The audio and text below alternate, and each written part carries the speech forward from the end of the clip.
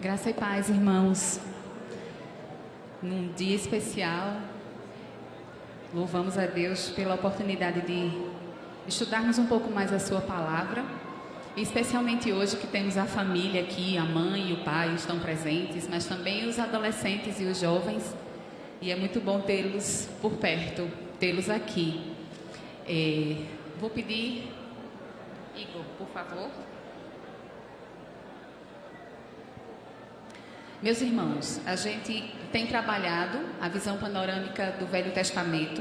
O pastor Edson trabalhou as primeiras lições, em que ele abordou Gênesis 1, Gênesis 2 e 3, da criação à queda. E nós estamos tratando de Gênesis 4 em diante, até o... Deixa eu ver se eu vou conseguir passar daqui. Não? Eu vou precisar da tua ajuda. Por favor, Igor, vai para a tela. Gênesis 4, 1 a 16. Isso. Então, uma retrospectiva, né? A gente estudou sobre a criação, sobre a queda. Sobre a queda, eu gostaria de destacar algo que eu destaquei a semana passada, que foi o fato de, após a queda, após o pecado de Adão e de Eva, Deus ter expulso, ter colocado os dois para fora do jardim e ter colocado o anjo na entrada do jardim para que pudesse guardar a entrada, para que os homens, as pessoas não tivessem acesso a uma segunda árvore que tinha grande importância no Gênesis. Nós temos duas árvores de destaque. Quais são elas? Qual a árvore? A primeira mais conhecida, qual é? Do conhecimento do bem e do mal. Mas existe uma segunda árvore de destaque também, que se diferencia das demais, que era qual árvore? Árvore da vida, exatamente. Vamos orar? Vamos pedir a Deus que nos abençoe? Senhor, estamos aqui mais uma vez diante da Tua palavra e nada podemos se o Senhor não fizer.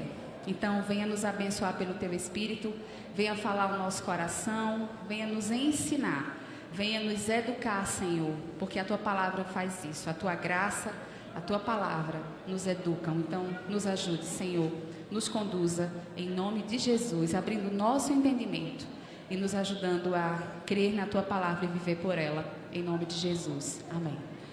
Onde estão os adolescentes? Levanta a mão aí, por favor. Adolescentes e os jovens, estão por aqui também? Ok, vamos lá.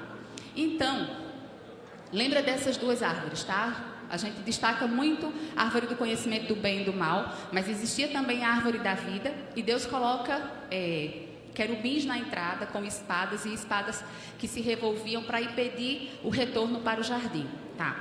E aí começa a nossa história. Adão e Eva, eles têm filhos, e a gente viu a semana passada, e aí eu vou pedir que Igor vá passando, por favor. A gente viu o significado do nome de cada um deles, o significado do nome de Caim, que significa adquirir, possuir, que Eva tinha expectativas a respeito dos seus filhos, principalmente em relação a Caim.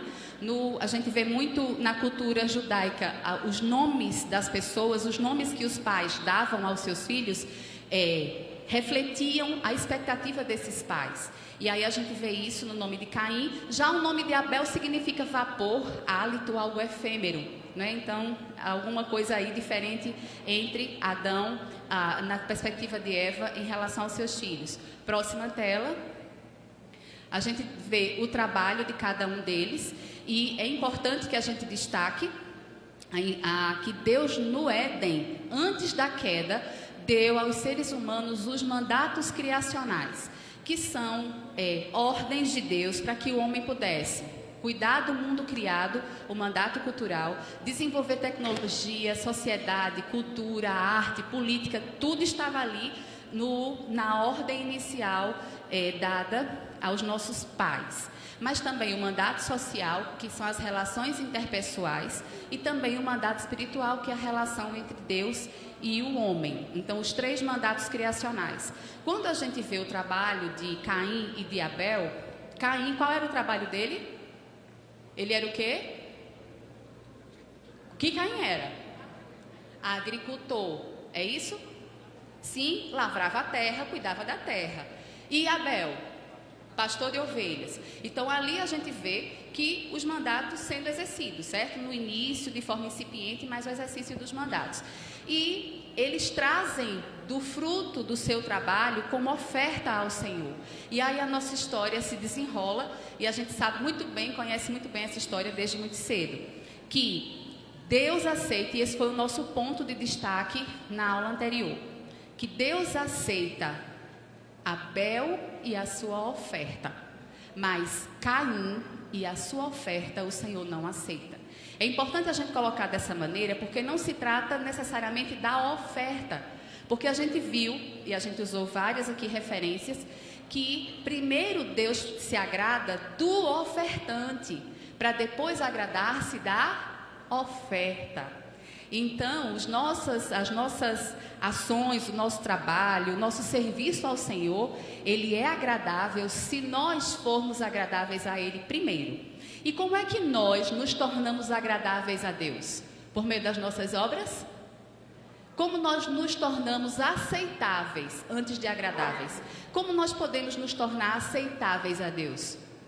Por meio de Cristo, só estando em Cristo, porque as nossas melhores obras são sem valor. A Bíblia usa uma expressão que não é nada agradável, né? Quando fala de trapos de imundícia, as nossas melhores obras, e significa literalmente panos de menstruação. Quem sabia disso? É esse o sentido, quando a Bíblia fala sobre as nossas obras. Então, as nossas obras, por quê? Porque nós não temos justiça própria.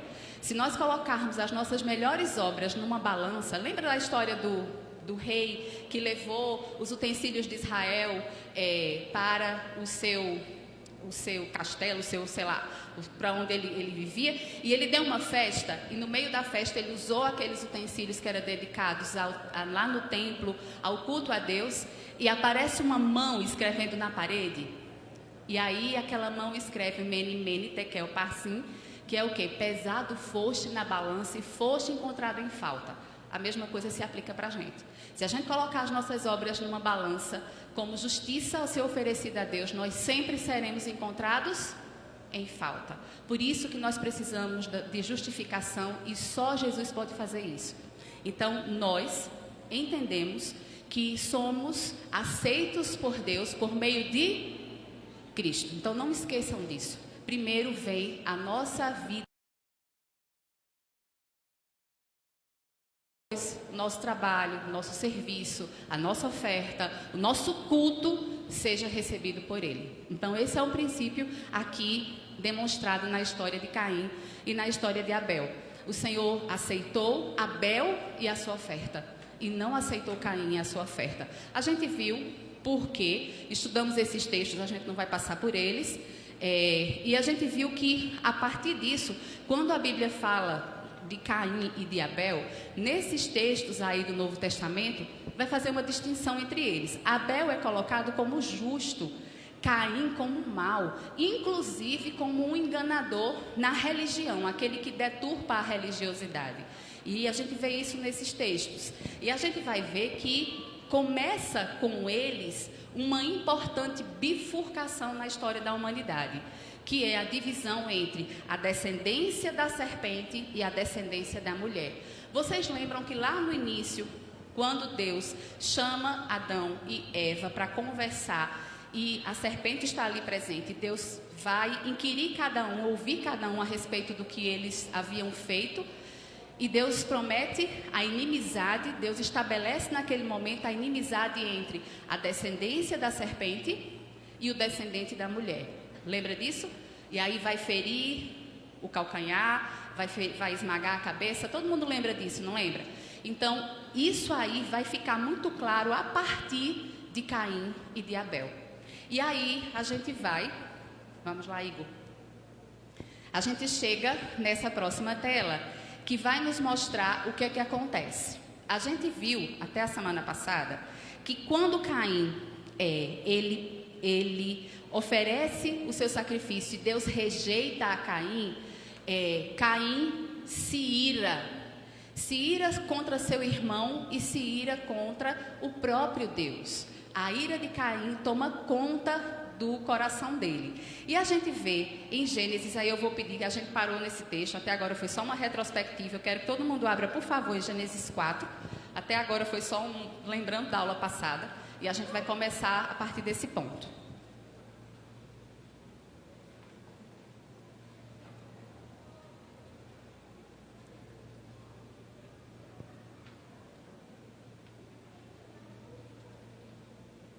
A gente vai ver até o versículo 5, essa retrospectiva, Gênesis 4, até o versículo 5, essa retrospectiva, em que Deus aceita a oferta de Abel e rejeita Caim. O versículo 5 deixa isso muito claro. Todos abriram já? Vamos lá. Então, a gente vê isso, que vai dizer que Deus agrada de Abel e de sua oferta, ao passo que de Caim de sua oferta não se agradou. E aí a gente chega no ponto a partir de agora. Irou-se, pois, sobremaneira Caim, e descaiu-lhe o semblante. Então disse o Senhor: por que andas irado e por que descaiu o teu semblante? Se procederes bem, não é certo que serás aceito? Se todavia procederes mal, eis que o pecado jaz à porta. O teu desejo será contra ti, mas a ti cumpre dominá-lo. O que é que a gente tem aí nesse texto? Alguns tópicos já estão aí para a gente ver. A reação de Caim, isso. A reação de Caim, a Caim se ira, a gente vai ver isso mais adiante. A gente vê a intervenção do Senhor. Assim como o Senhor fez com Adão, Deus faz com Caim. Deus procura Caim e conversa com ele, fazendo perguntas. É óbvio que Deus sabia de todas as respostas, mas a pergunta que Deus faz a Caim, assim como ele fez a Adão, são perguntas para confronto, para trazer a consciência, para que eles percebam de modo muito claro onde eles estão e aquilo que tem no seu coração. Mas a graça de Deus não somente confronta Caim, a graça de Deus orienta Caim. E ele vai dizer, colocar diante de Caim, vai dizer: olha, existem dois caminhos para você. Se você proceder bem, ou seja, se você obedecer, você vai ter consequências positivas, consequências que são abençoadoras para a sua vida. Mas se você desobedecer, você vai viver consequências que serão desastrosas para a sua vida. E aí ele vai dizer que o pecado jaz à porta. A ideia aqui, que traz esse texto no original, é de um animal que está à espreita ali, escondido, pronto para atacar.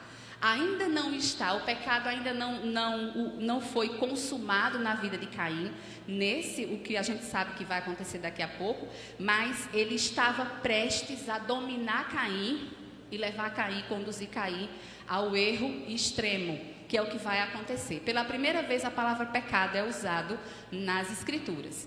E aí ele vai dizer, Deus diz isso, ó, ele deseja ter você. Esse é o sentido do texto original. O pecado deseja tomar você, mas você deve dominá-lo. E aí é muito interessante porque a gente vê de modo muito claro Deus colocando a responsabilidade humana sobre a própria conduta. É claro que a graça de Deus é quem nos sustenta e pela sua graça, pelo seu Espírito, nós podemos viver a vida de santificação, que é a luta contra o pecado. Nós dependemos do Senhor. Mas também Deus, como Ele fez aqui com Caim, Ele nos mostra a nossa responsabilidade diante disso. Então a graça de Deus não nos isenta da nossa responsabilidade. E isso é um tema que, vou usar essa palavra, paradoxal nas Escrituras, algo que parece contrário. Como é que eu não caio pela graça, mas Deus me responsabiliza? Sim, é exatamente assim. Apesar de serem aparentemente contrários, mas eles se harmonizam na própria Escritura. E a Bíblia nos mostra as duas coisas. É pela graça que nós nos mantemos fiéis ao Senhor, mas o Senhor cobra a nossa responsabilidade. Então isso é pacífico e a gente não pode esquecer que nós precisamos lutar para viver em santificação. É isso que a Bíblia nos diz e isso cabe a cada um de nós. E aí Deus diz isso a Caim. Ele deseja dominar você, mas você precisa dominá-lo. E aí Deus aponta para a responsabilidade. E a gente sabe o que aconteceu. Vamos para o versículo 8.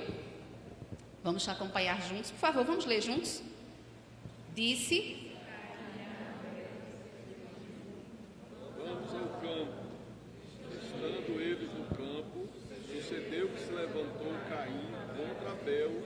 seu irmão e o matou. Isso. História muito conhecida. A gente sabe o que aconteceu. Caim escolhe o caminho que Deus disse a ele que seria caminho de desgraça.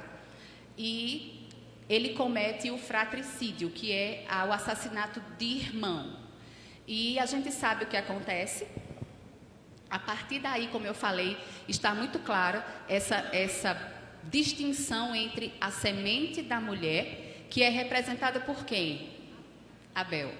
Por quê? O Senhor se agradou de Abel. A descendência da mulher vai chegar em quem? Quem era? Para quem Deus estava apontando quando ele disse lá que a descendência da mulher, o descendente da mulher esmagaria a cabeça da serpente? Para quem ele estava apontando? Para Jesus. Só que existe uma linhagem nas escrituras até chegar até ele. E Abel faz parte. A gente vai ver em Lucas 3. Vamos abrir, por favor, Lucas 3. A gente vai ler genealogia, tá? Gente, a gente precisa enxergar a genealogia com essa perspectiva para entender a história do povo. Está ali presente. A história da redenção passa pela compreensão da genealogia.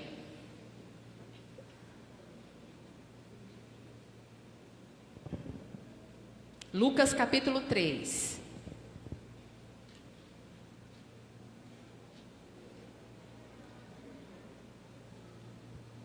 A gente vai ver, vou dar uma pausa aqui.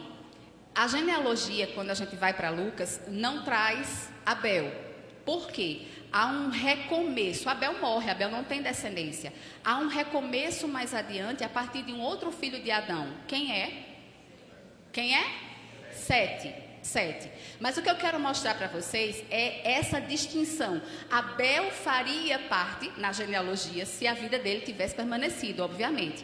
Como não permaneceu, então a gente tem ali o início dessa história, dessa divisão. Só que a descendência da serpente, o que é que ela faz? Ela tenta destruir a descendência santa, por meio de quem Cristo viria. Porque, na verdade, a descendência da serpente serve a quem? Quem era a serpente? Satanás. Então, aquela intervenção, e a gente vai ver isso, a teologia mostra isso muito claro, que ao longo da história do povo de Israel, a gente vê ações de Satanás tentando destruir essa linhagem. Porque se destrói a linhagem, quem é que não chega? Jesus não chega.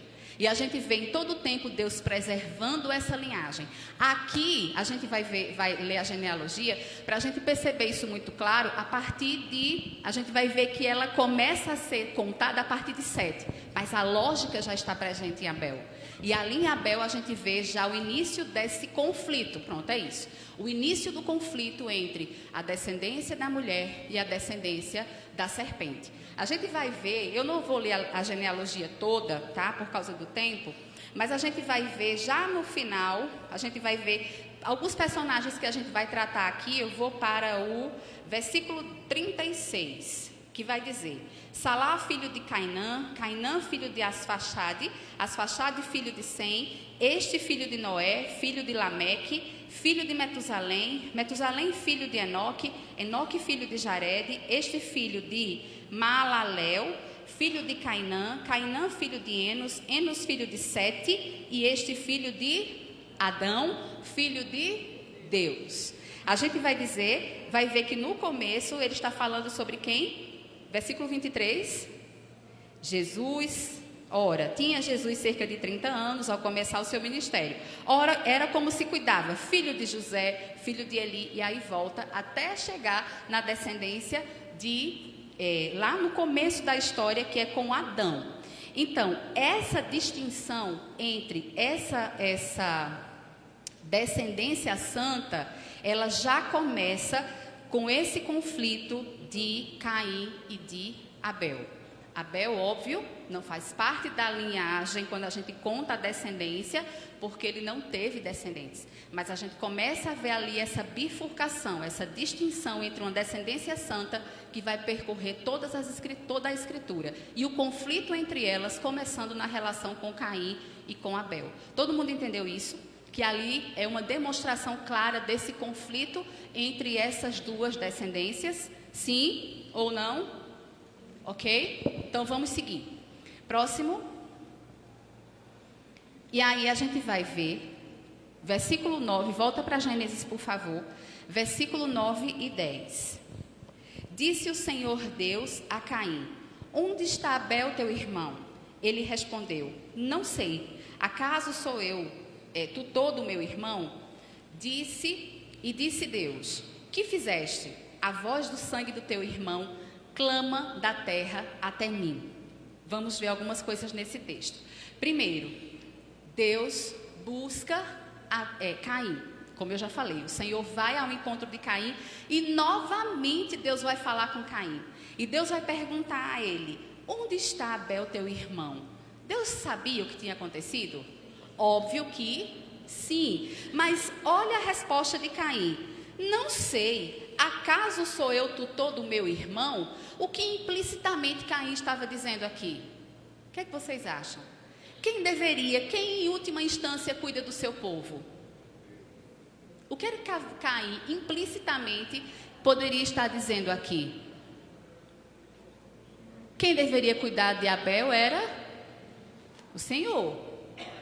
Implícito, tá? Não é um pressuposto. Qual é a distinção, Isabela? Pressuposto é quando a gente faz o cálculo de sentido e a gente chega nele. Algo que está ali guardadinho no texto, mas a gente chega.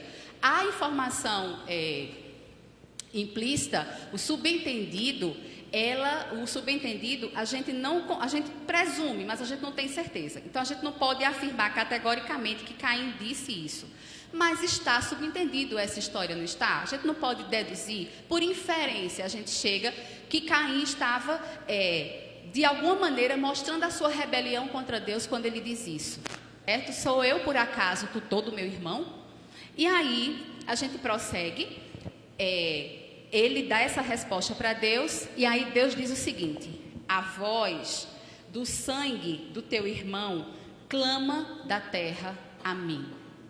A voz do sangue do teu irmão clama da terra a mim. Essa voz clama pelo quê? Eu gostaria que vocês abrissem Apocalipse 6.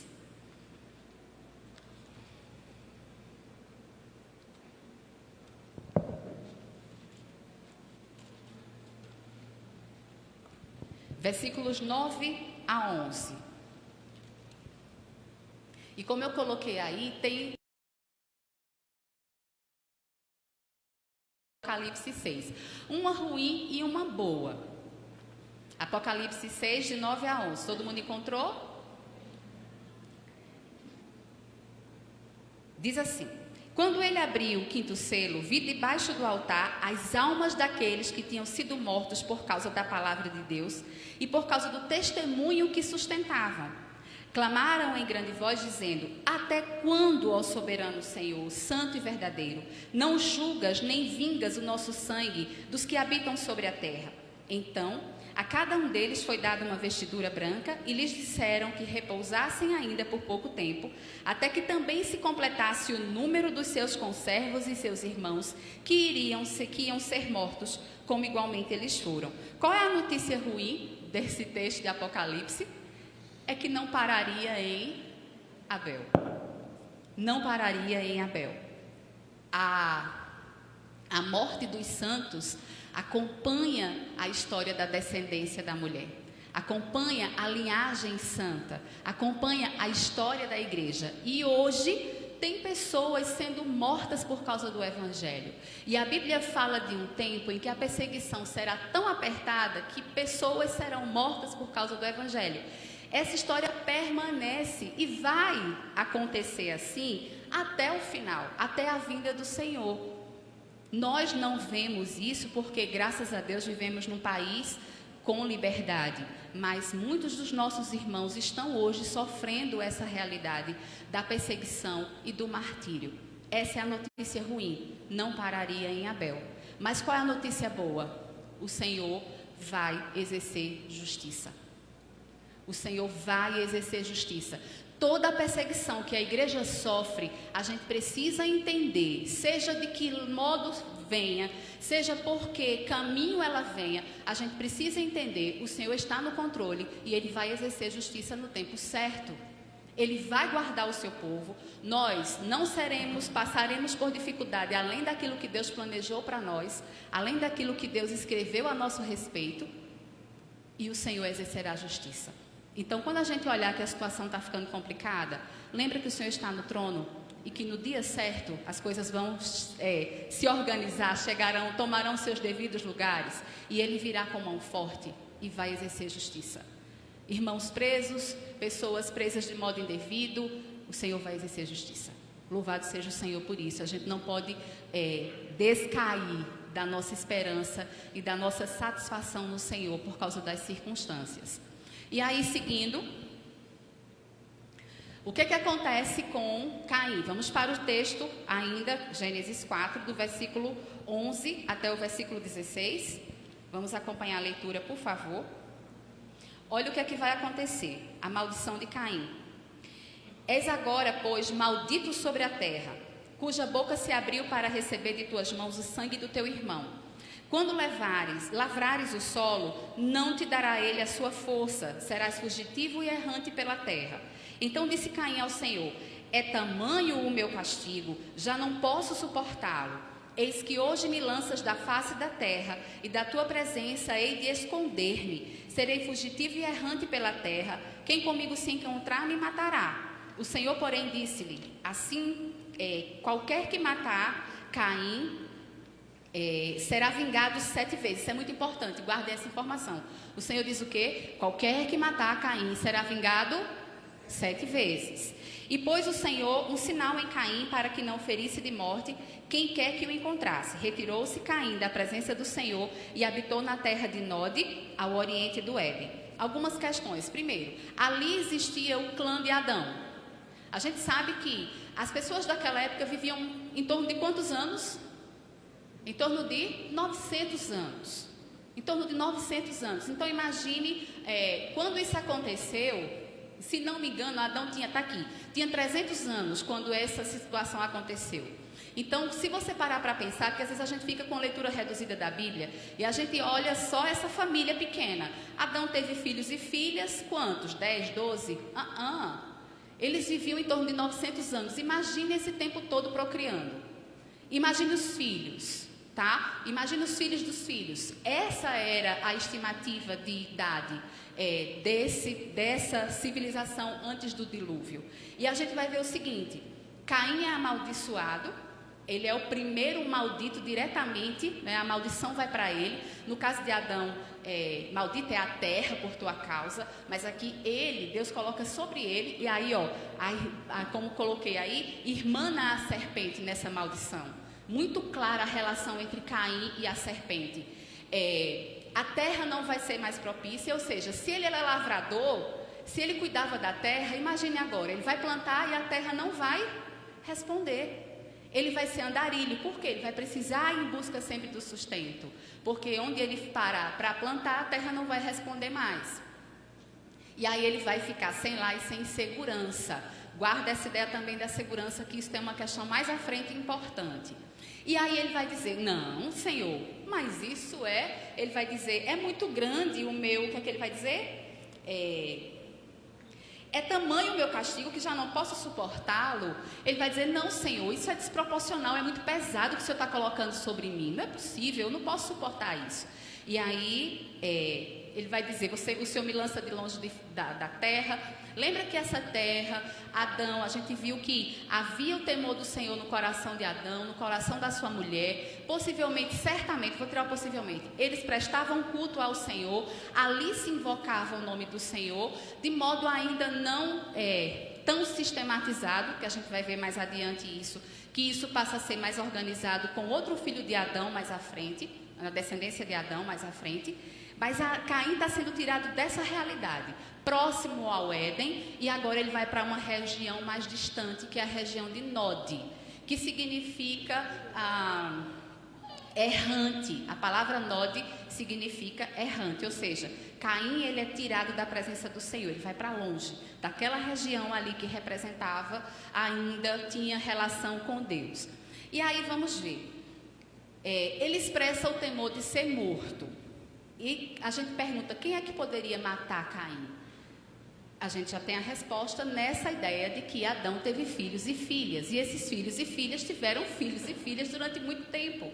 Então, certamente ali começava, é isso que a gente precisa entender. Nós estamos lidando com o início da civilização.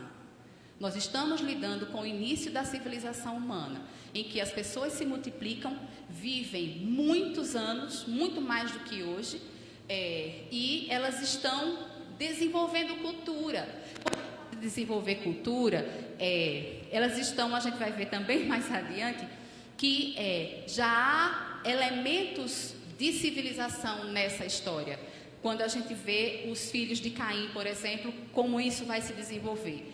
E aí, só que Deus diz, voltando para cá, Caim sim corria risco, porque já existiam muitas outras pessoas e isso iria se multiplicar mais ainda, mas Deus protege Adão. Primeiro ele determina, quem vingar Caim, quem matar Caim, vai ser vingado, Caim vai ser vingado 7 vezes. Então ali estava uma determinação para que ninguém tocasse em Caim. Segunda coisa, Deus coloca sobre Caim um sinal. E aí, gente, por favor, tem muita gente que interpreta esse sinal de uma forma absurda. Eu não sei quantos de vocês têm algum conhecimento sobre isso. Certo? A ideia seja qual for a sua interpretação do sinal, ela não é confirmada biblicamente, porque a gente não sabe que sinal foi esse. O que se sabe é que Deus colocou uma marca em Caim, para que onde ele fosse visto, ele não fosse morto, certo? Então, Deus, há quem pense que Deus mudou a cor da pele de Caim. Já ouviram isso? Quem já ouviu essa teoria? Não, viu, gente? Não. Aí dizem assim, olha, um determinado tipo de população nasce dessa história porque Deus mudou a cor da pele de Caim. Não. O que já se sabe, e aí eu vou entrar numa área muito melindrosa, porque não é minha área, mas o que se sabe é que geneticamente aqueles primeiros seres humanos, eles tinham toda a carga para o desenvolvimento do que seria a civilização. Cor de pele, cor dos olhos, cabelo, todas as distinções que são causadas geneticamente estavam prontas ou potencialmente naqueles primeiros seres humanos. Isabela, que história é essa? Nunca ouvi falar. Recentemente eu vi um artigo que falava que os olhos azuis foram... leitura de genoma, né, da genética. Então, a partir do momento que a gente consegue decifrar o código genético, muita coisa já foi descoberta. Por exemplo, os olhos azuis.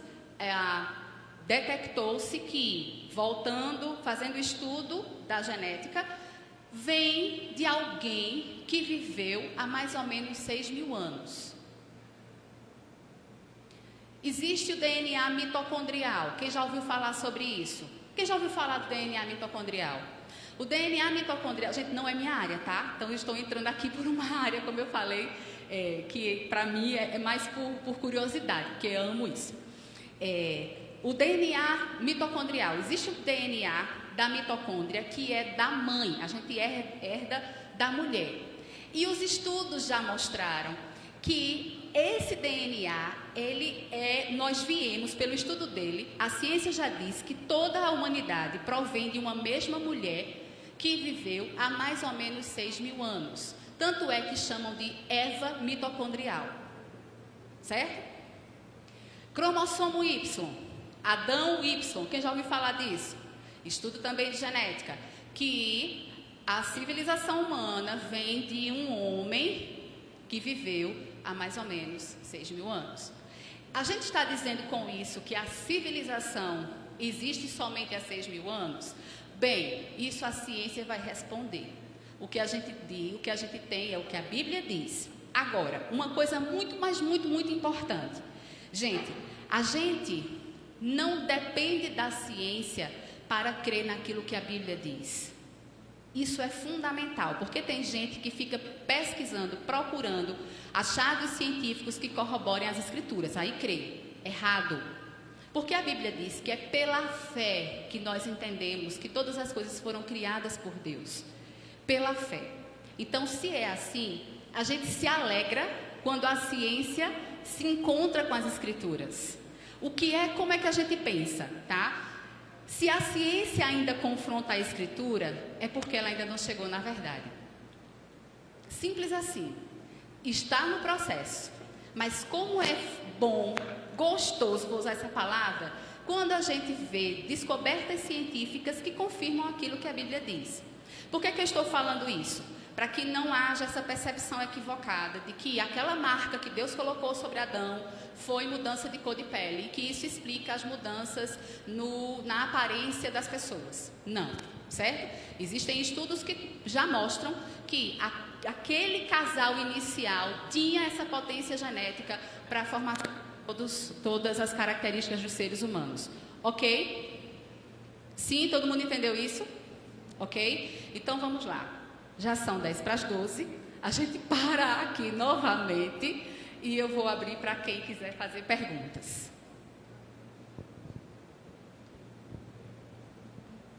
Perguntas?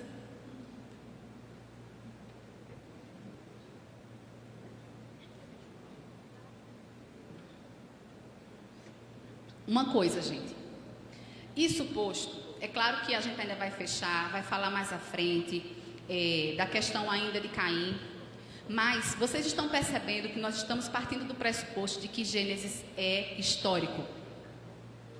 Essas centenas de anos, Isabela, isso não é um absurdo? Existiam condições para isso, condições na natureza. A gente tem que lembrar que nós estamos no mundo antes do dilúvio, que essas condições nós não conhecemos efetivamente porque Deus destruiu tudo. O dilúvio foi universal? Sim, foi universal. Mas a ciência, olha, existe uma coisa que a gente, e aí eu deixo para que vocês pesquisem durante a semana, quem quiser, paradigma na ciência. Não sei se vocês já ouviram falar. Pensa em paradigma como sendo grandes blocos. Eu vou usar aqui uma visão bem simplista, tá? Se alguém tiver especialista acompanhando em casa, está se contorcendo essa hora, ou aqui. Pensa em paradigma como sendo grandes blocos da ciência, modelos ou nessa linha. Então, aquilo que a gente entende por ciência não é uma caixa completa, algo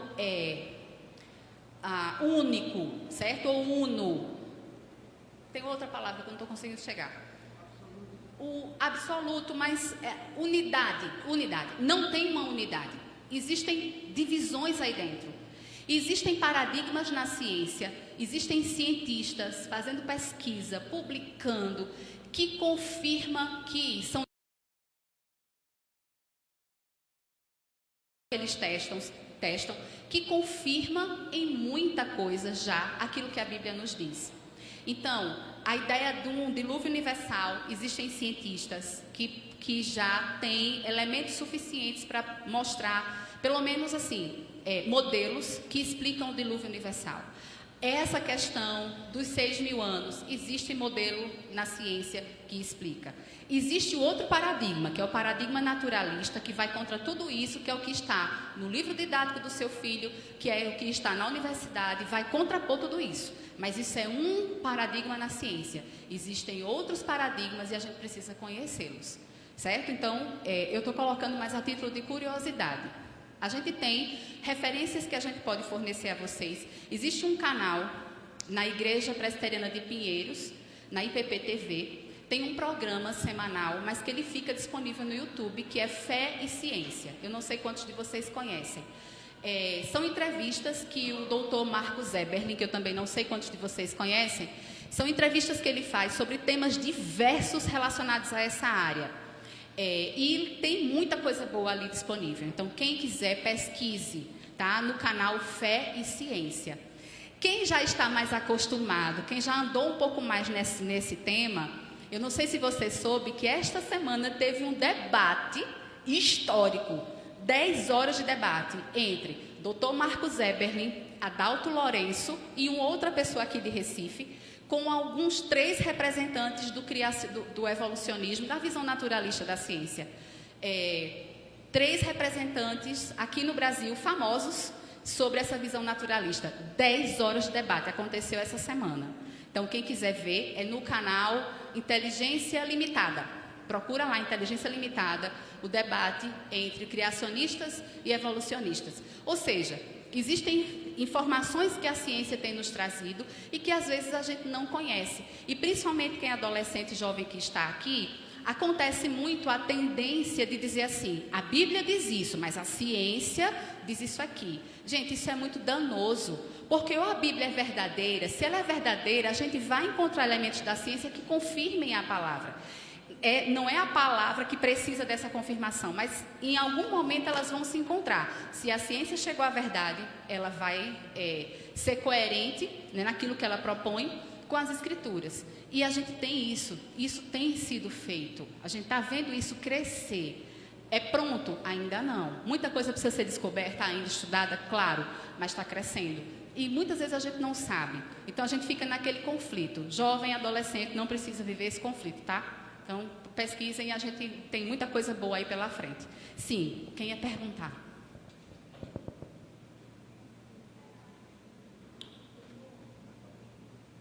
Ninguém? Vocês são bonzinhos. Um assunto desse vocês não vão perguntar? Que bom.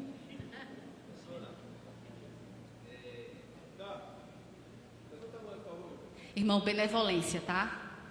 Piedade, misericórdia. Ainda bem que o pastor está aqui.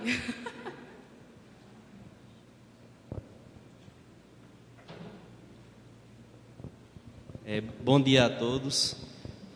Professora, a gente percebe que existem situações em que o pessoal da evolução, eles não querem dar o braço a torcer. Porque a gente sabe hoje, né, e assim, até cientificamente, que a gente não veio de uma ameba evoluída, né?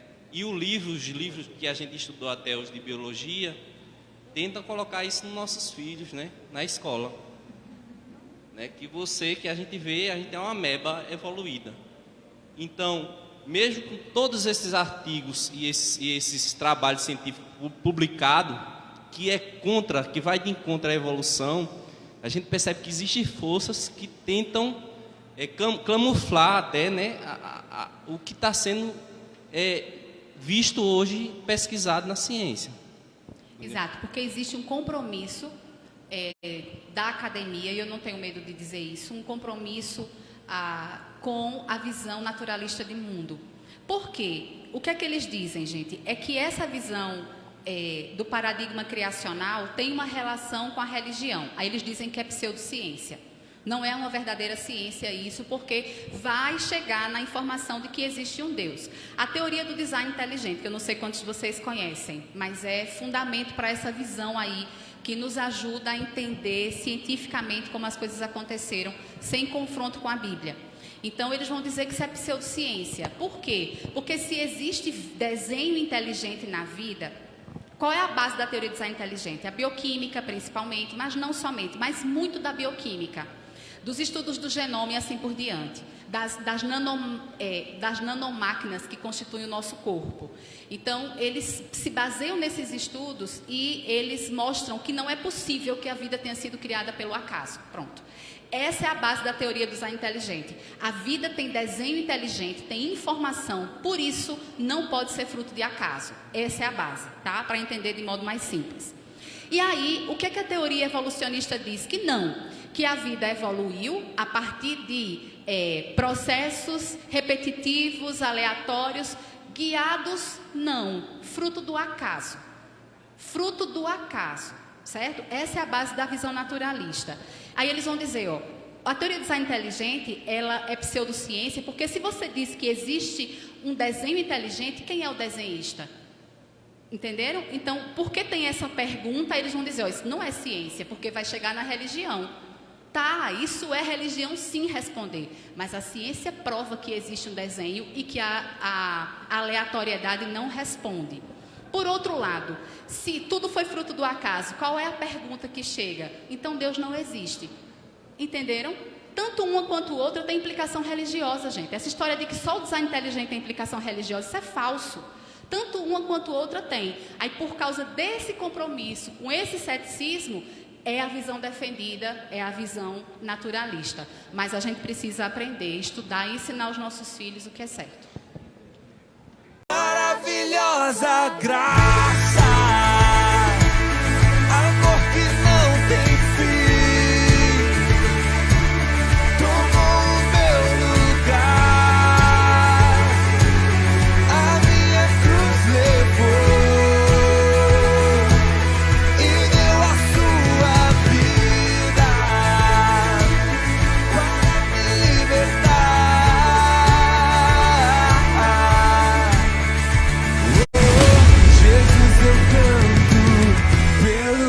fez por mim.